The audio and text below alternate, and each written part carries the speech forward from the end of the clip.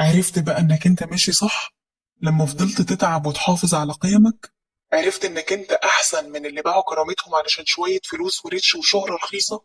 بتصحى كل يوم متأزم قوي وانت رايح شغلك وبتكون مخنوق ومتضرر، لانك شايف انك بتتعب وبتعافر في شغلك وطالع عينك، وبرضه مش عارف تحقق حتى ربع اللي حواليك عملوه.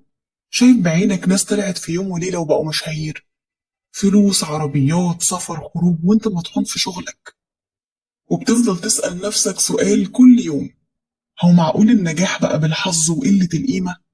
ده غير ان انت مش حاقد ولا بتبص لهم، انت بس مستغرب من الزمن اللي احنا فيه، زمن اللقطة والشهرة اللي بقت أرخص من الكرامة.